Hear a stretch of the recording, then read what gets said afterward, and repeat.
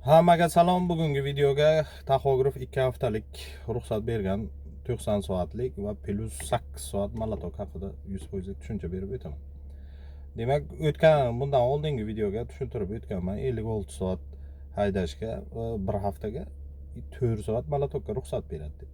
Masalan, bir haftaga siz 56 soat, masalan, 55 soat deylik. 55 soat bir haftaga siz ishladingiz, o'zingizni shu limitingizni. Bir haftaga 55 soat ishladingiz, yo 56 soat.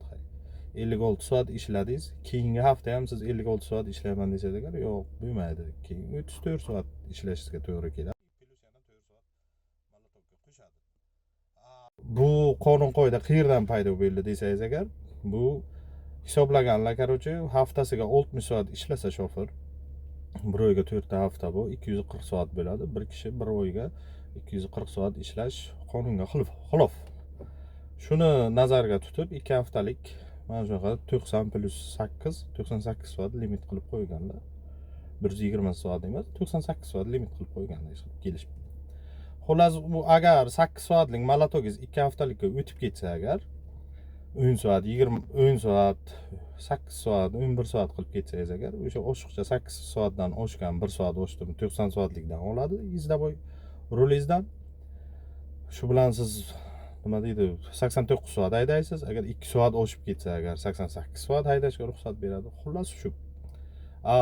Undan tashqari, agar men praktikadan kelib chiqib agar tavsiya bersam agar, hech vaqt ana shu polni agar oldinga bayramlab bo'lmasa, masalan, men bu videolarni O'zbekistonga taxografni joriy etganim uchun o'zbekistonlik shoferlar uchun qilib chiqyapman.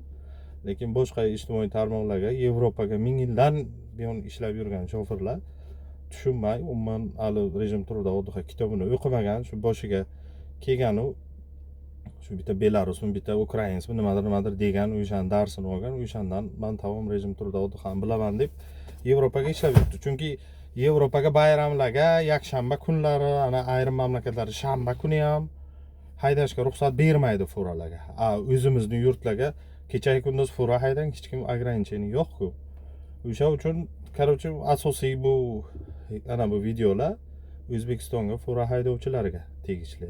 Yevropaga taxografni bilmasdan ana haydab yurganlar millionta cheksiz ekan, ko'rib o'tiribmiz.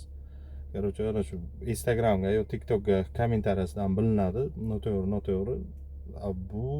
Bularni Yevropaga agar kelsangiz agar, sizni dispetcher ana shu nima deydi, shuna grafik taxlab beradiki, siz rejim turida oddihadan chiqib ketmasangiz bo'ldi. Oddiy shu 4,5 soat haydab 45 minut to'xtasangiz, yana 4,5 soat haydab 9 soat dam olsangiz yoki 11 soat dam olsangiz haydab ketsangiz bo'ldi, siz qonun qoidalarni umuman buzmaysiz.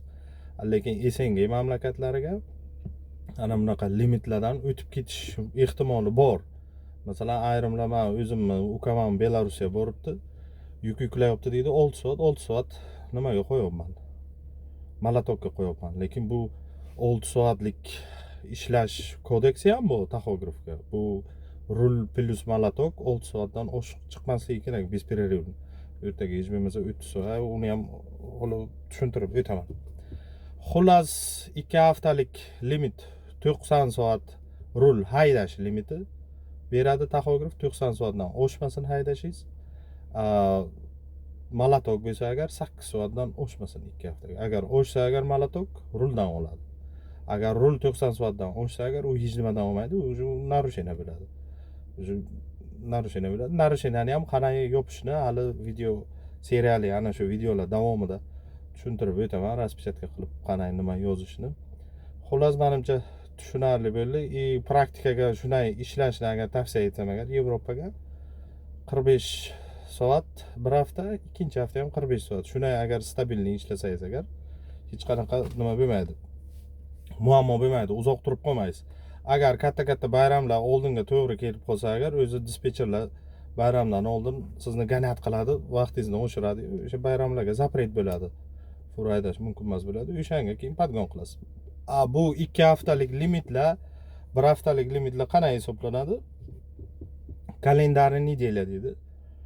Taxograf dushanba kuni 00:00 dan yakshanba kuni 24:00 gacha bir hafta hisoblanadi. Keyingisi ham shunday taqdimga ketadi kalendarni. Siz smenani chorshanba boshlaysizmi, payshanba boshlaysizmi o'sha haftalik smenangizda, haftalik periodingizda chorshanba kuni siz start berdingiz, ha?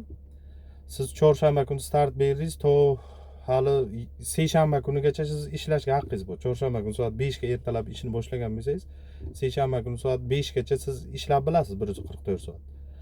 Lekin haftalik hisoblash borku 56 soat, bir haftaga yo 2 haftaga hisoblash.